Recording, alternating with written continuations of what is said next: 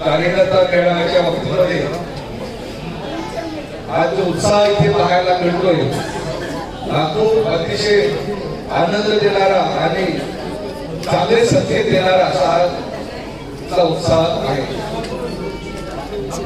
अनेक वक्त्यांनी भाषणे केली, अनेक कार्यकर्त्यांनी आपलं मनोबल व्यक्त केलं आणि आज ज्या पद्धतीने आपण निवडणुकीला समोर जाणार आहोत त्याची तयारी, पूर्व तयारी की आपण करण्याच्या अनुषंगाने कार्यकर्त्यांचं म्हणणं ऐकून घेण्याच्या बाबतीमध्ये हा मेळावा इथे आयोजित केलेला आहे. आपले सर्वेश्वर आप्पा आपल्या समोर उपस्थित आहेत.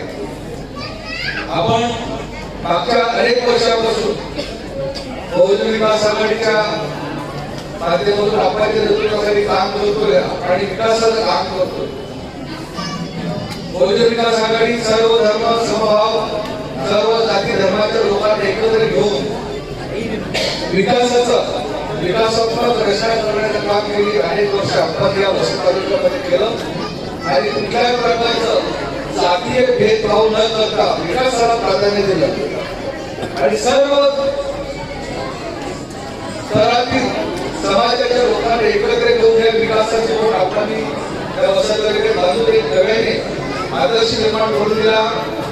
2016च्या महानगरपालिकेने निवडणूक झाला. रेकॉर्ड ब्रेक 115 पैकी 108 नगरसेवक बहुजन विकास आघाडीच्या आपाच्या नेतृत्वाखाली निवडून आले. हा पूर्ण भारताचा रेकॉर्ड आहे. संपूर्ण भारतामध्ये अगदी नाव घेण्यासाठी ज्यांनी नेतृत्व केलं त्यांच्या स्थानिक महानगरपालिकांमध्ये सुद्धा हे जमलं नाही. ते आपण करून दाखवलं. त्याला कारण म्हणजे आपली सर्व वसईकर जनता त्यांच्या पाठीशी विश्वासाने काम करणे होती आहे म्हणून ते शक्य झालं. एक प्रभाग, एक वॉर्ड असताना आपण त्यावेळेला चांगल्या पद्धतीने निवडणुका लढलो. आता प्रभाग झाले 25,000, कुठे 30,000, कुठे 35,000 अशा प्रकारे इथे मतदार आहेत.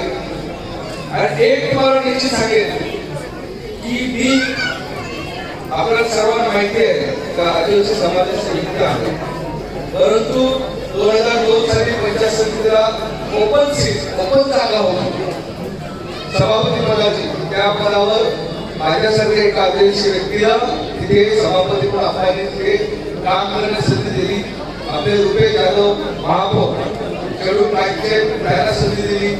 प्रवीणांना त्यांची वसई तालुक्यामध्ये समाज